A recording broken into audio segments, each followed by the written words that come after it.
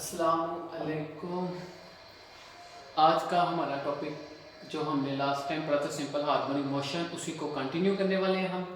क्योंकि हमने पेंडुलम की तो मैं एग्जांपल पढ़ ली थी, तो आज हम पढ़ेंगे बॉल एंड बाउल सिस्टम और सिंपल पेंडुलम कैसे परफॉर्म करता है सिंपल हार्मोनिक मोशन। ठीक है, तो जब हमें पता है, लास्ट लेक्चर में हम पढ़ चुके हैं कि जब हम ऑब्जेक्ट को मीन पोजीशन से दूर लेकर जाते हैं तो उसके अंदर एक एनर्जी स्टोर हो जाती है, जिसे हम क्या कहते हैं, रीस्टोरिंग फोर्स। क्या कहते हैं?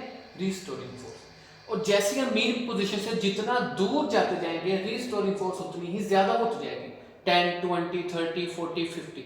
तो जैसे ऑब्जेक्ट मीन पोजीशन की तरफ वापस आता जाएगा, वो रीस्टोरिंग फोर्स आस्ता आस्ता कम होती जाएगी, 40, 30, 20, 10, और मीन पोजीशन पर आकर वापस क्या हो जाएगी, 0। तो इसी तरह सेम टू सेम वही काम है बॉल एंड बाउल सिस्टम का। देखो ये नजर आ रही है डायग्राम, यहाँ पर देखो इसका वेट कहाँ पर अमल कर रहा है, नीचे की तरफ। लेकिन Newton third law of motion के मुताबिक रिएक्शन की फोर्स कहाँ होती है, ऊपर की तरफ। ठीक है, तो ये दोनों एक दूसरे के असर को तो खत्म कर दिया इन्होंने, तो बाकी हमारे पास नेट फोर्स क्या बची, 0।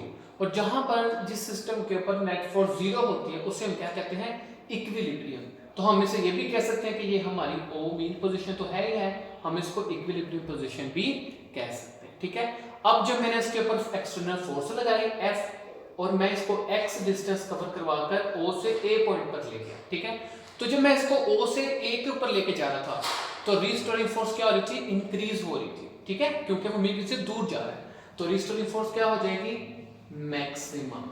ठीक है, और आपको ये भी पता, 9th क्लास में पढ़ा हुआ था कि मैक्सिमम, जब हम किसी भी चीज को ऊपर फेंकते हैं ना, तो मैक्सिमम हाइट पर जाकर वो एक लम्हे के लिए रुकती जरूर है, चाहे 1 सेकंड के लिए या उससे भी कम टाइम के लिए। इसलिए वो 9th क्लास में न्यूमेरिकल भी किए थे। तो वेलोसिटी एट एक्सट्रीम पोजीशन या मैक्सिमम हाइट वो किसके इक्वल होती है, 0 के।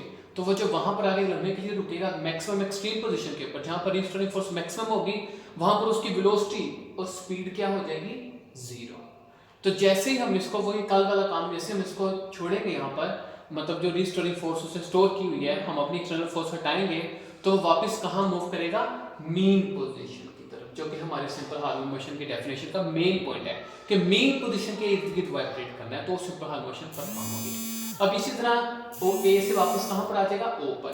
तो जब ओ पर आएगा, वापस आ रहा है, तो रीस्टोरिंग फोर्स कम हो जाएगी, यहाँ पर आकर 0 हो जाएगी, लेकिन यहाँ पर आकर स्पीड क्या हो जाएगी, मैक्सिमम।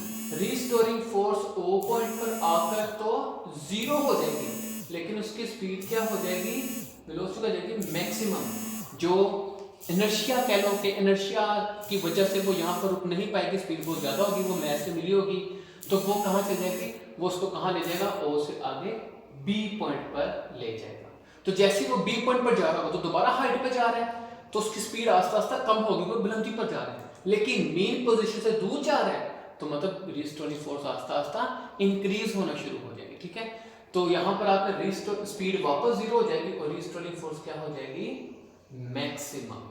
ठीक है, इसी तरह फिर ये वहां से यहाँ आएगा, रीस्टोरिंग फोर्स 0 और स्पीड मैक्सिमम, फिर यहाँ से यहाँ जाएगा, रीस्टोरिंग फोर्स मैक्सिमम और स्पीड वेलोसिटी क्या जाएगी, 0।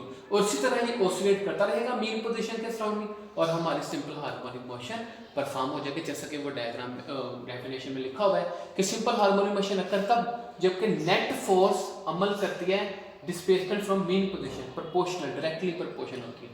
तो देखो भाई, जब मैं फोर्स लगाऊंगा तो F x डिस्टेंस कवर करवा देगी। ठीक है, तो सबको पता है कि हमने कहा था कि F डायरेक्टली प्रोपोर्शनल है x के होता है, और A भी डायरेक्टली प्रोपोर्शनल है -x के। ऐसा क्यों है, क्योंकि F इक्वल टू क्या होता है, m में। तो इसके मुताबिक देखो m भी ऊपर है, F भी ऊपर है, तो दोनों में कौन सा लिंक हो गया, डायरेक्टली प्रोपोर्शनल। कि फोर्स बढ़ेगी तो एक्सीलरेशन भी बढ़ेगा, फोर्स कम तो एक्सीलरेशन भी कम। तो इसका मतलब है सिंपल है, अगर फोर्स बढ़ रही है, x बढ़ रहा है, तो मतलब एक्सीलरेशन भी बढ़ रहा है और x भी बढ़ रहा है। तो जिस तरह हम फोर्स लगाएंगे, बॉल भी साथ साथ क्या करेगा, एक्सेलरेट करेगा। ठीक है, इसी तरह हम आ जाते हैं सिंपल पेंडुलम की तरफ। अब ये देखिए पेंडुलम क्या होता, क्या पेंडुलम, पेंडुलम एक मैस को धागे के साथ बांधो, एक मैस लो, वो उसको धागे के साथ बांध के किसी फिक्स पोजीशन, फिक्स चीज के साथ बांध दो और लटका दो, नीचे जैसे नजर आ रहा है, तो ये हमारा सिंपल पेंडुलम बन गया। अब सिंपल पेंडुलम की जो सिंपल मोशन परफॉर्म है वो देखते हैं। तो वेट कहाँ पर अमल कर रहा है, नीचे, तो इसका रिएक्शन की फोर्स ऊपर क्या है, धागा। तो 9th क्लास में आपको अच्छे से पता है, धागे में जो खिंचाव तनाव होता है, जो मतलब मेस की वेट की वजह से होता है, उससे क्या कहते हैं, टेंशन। तो जो कहाँ कहता है, ऊपर की तरफ, वेट के अपोजिट डायरेक्शन में। तो वेट कहाँ अमल कर रहा है, नीचे की तरफ, और टेंशन कहाँ खींच रही है, ऊपर की तरफ। तो दोनों एक दूसरे के असर को खत्म कर देंगे और नेट फोर्स क्या हो जाएगी, जीरो, जिसे हम बोलेंगे मीन पोजीशन और एक्सट्रीम पोजीशन। ठीक है, तो जब मैं इसके ऊपर फोर्स लगाऊंगा, जब मैं इसके ऊपर फोर्स लगाऊंगा, क्या इसको x डिस्टेंस कवर करवा कर मीन एक्सट्रीम पोजीशन पर लेकर जाने के लिए मैंने उसके ऊपर फोर्स लगाई, x डिस्टेंस कवर होकर a पर आ गया, यानी कि F डायरेक्टली प्रोपोर्शनल है x के। ठीक है, अब देखो जब यहां पर आ गया एक्सट्रीम पोजीशन के ऊपर, अब वेट कहां पर अमल कर रहा है, नीचे की तरफ, लेकिन टेंशन कहां अमल कर रही है, इस तरफ। तो देखो भाई कि वेट का और टेंशन का एंगल पहले ऑपोजिट था, तो एक दूसरे के असर को खत्म कर दिया था। ठीक है, लेकिन यहां पर टेंशन इधर है और वेट है नीचे, लेकिन मूव कहां कर रहा है, इस तरफ। तो टेंशन जब ऊपर खींच रहा है तो ऑपोजिट में ये जा नहीं रहा, क्यों, ऑपोजिट में तो कुछ भी नहीं है, ऑपोजिट में तो कुछ भी नहीं है। फिर कौन सी फोर्स है जो इसकी फोर्स को बैलेंस किए हुए कि मैं ऊपर भी नहीं जा रहा, नीचे भी नहीं आ रहा, मतलब यहां पर कोई ना कोई तो ऐसी फोर्स है जो उसको नीचे की तरफ खींचे हुए है, और वो कौन सी है हमें नहीं पता। ठीक है, क्योंकि वेट तो अमल कर रहा है नीचे, इस तरफ नहीं अमल कर रहा, तो वेट अमल कर रहा है नीचे, मूव इस तरफ कर रहा है, लेकिन टेंशन खींच रहा है इस तरफ, इस बाउंड्री के अंदर। तो ये क्या है जो फोर्स को यहाँ पर खींचे हुए या वेट अमल कर रहा है नीचे की तरफ, तो ये नीचे आने के बजाय इस तरफ आ रहा है। अब हम इस प्रॉब्लम जो परेशानी है हम इसको हम दूर करेंगे। ठीक है, तो आपको 9th क्लास का टॉपिक याद होगा, चैप्टर नंबर 4 का, जो हमने पढ़ा था फोर्स के कंपोनेंट। तो आपको अच्छी तरह पता होगा कि ये देखो, जब फोर्स ना एक्स प्लेन में है ना वाई प्लेन में है, बल्कि दोनों के दरमियान में जाविया बना रहा है एंगल थीटा, तो हम क्या करते हैं, फोर्स के कंपोनेंट बना लेते हैं। ठीक है, तो हम एक परपेंडिकुलर गिराते हैं फोर्स का एक्स एक्सिस में और एक परपेंडिकुलर गिराते हैं वाई एक्सिस में। तो लो जी, ये बन जाता है एक्स एक्सिस में फोर्स का एक्स कंपोनेंट और ये बन जाता है फोर्स का वाई कंपोनेंट। तो 9th क्लास का याद आ गया भाई, होप सो आपको। तो फोर्स के कितने कंपोनेंट होते हैं, दो, एक एफ एक्स और एक एफ वाई। तो एफ एक्स क्या होता है, एफ कोस थीटा, और एफ वाई क्या होता है, एफ साइन थीटा। अब हम वही काम करेंगे, जैसे ये देखो, जब ये यहां से यहां पर आ गया तो इसके दरमियान भी क्या आ गया है, एंगल आ गया, थीटा आ गया। जैसे यहां पर भी देखो एंगल थीटा आ रहा है। ठीक है, तो अब देखो यहां पर एंगल बन रहा है, तो अब हम इस वेट के भी क्या करेंगे, इसको इसके कंपोनेंट में डिवाइड कर देंगे, जैसे कि हमने 9th क्लास में सीखा था। अब यहाँ पर अप्लाई करेंगे, तो ये देखो, एक परपेंडिकुलर गिराएंगे हम एक्स एक्सिस में और एक परपेंडिकुलर हम गिराएंगे वाई एक्सिस में। तो जो परपेंडिकुलर गिराएंगे एक्स एक्सिस में वो बन जाएगा वेट का एक्स कंपोनेंट। तो यहाँ पर जिसको हमें फोर्स मालूम नहीं थी, तो वो कौन सी निकल आई है, वेट का एक्स कंपोनेंट। और ये फोर्स क्या निकल आई है, वेट का वाई कंपोनेंट, वेट का वाई कंपोनेंट। तो ये हो गया डब्ल्यू एक्स और ये हो गया डब्ल्यू वाई। ठीक है, तो वेट के कंपोनेंट बन गए डब्ल्यू एक्स और डब्ल्यू वाई। तो सबको पता है डब्ल्यू बराबर क्या होता है, डब्ल्यू एक्स मतलब डब्ल्यू बराबर एम जी।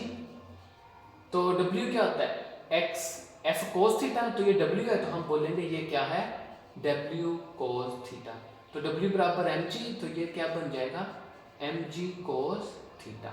इसी तरह ये क्या है, डब्ल्यू वाई, तो ये क्या बन जाएगा, डब्ल्यू साइन थीटा। तो डब्ल्यू बराबर एम जी, तो ये क्या बन जाएगा, एम जी साइन थीटा। तो अब आपको पता चल गया होगा कि जो टेंशन की फोर्स ऊपर की तरफ खींच रही थी उसके ऑपोजिट कौन सी फोर्स लगी थी, एम जी कोस थीटा।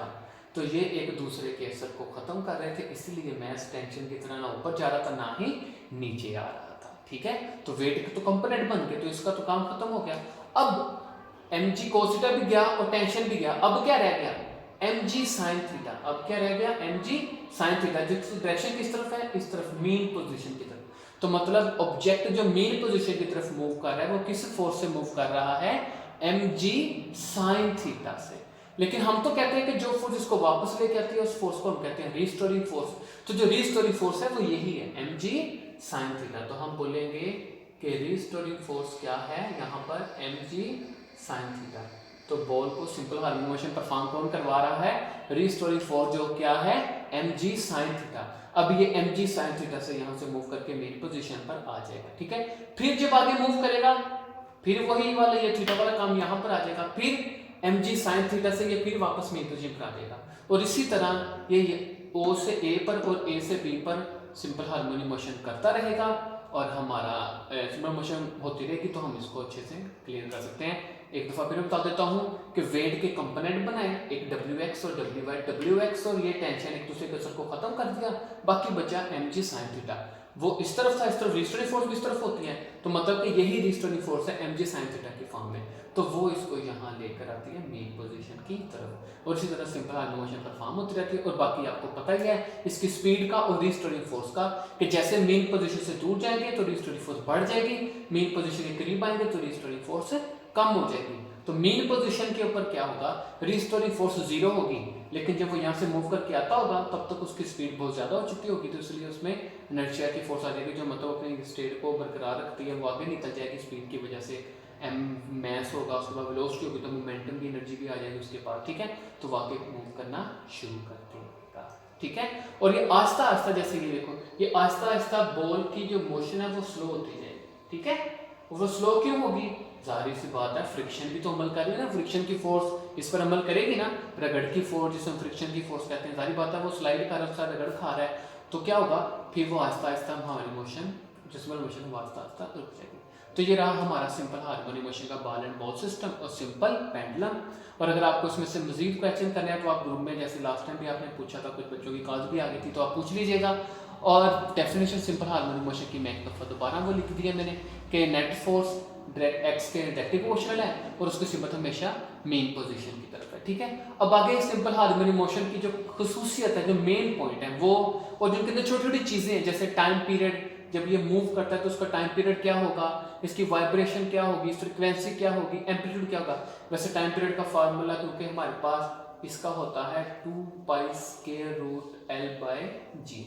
ठीक है, ये टाइम पीरियड का फार्मूला इसका है। जो मैथ्स वाला था तो m/k था, तो ये इसको टाइम पीरियड को, फ्रीक्वेंसी को, एम्पलीट्यूड को, वाइब्रेशन को, कैरेक्टरिस्टिक को, सिम्बोलिक को, इसको मैं एक्सप्लेन करूंगा नेक्स्ट वीडियो के अंदर, ठीक है। उसके अंदर आपको अच्छे से इन चीज़ों का पता चल जाएगा और हमारा ये टॉपिक जो काफ़ी इंपॉर्टेंट है और मतलब अच्छा भी है, मज़े का भी है, तो ये कंप्लीट हो जाएगा, ठीक है। तब तक के लिए अल्लाह हाफिज़।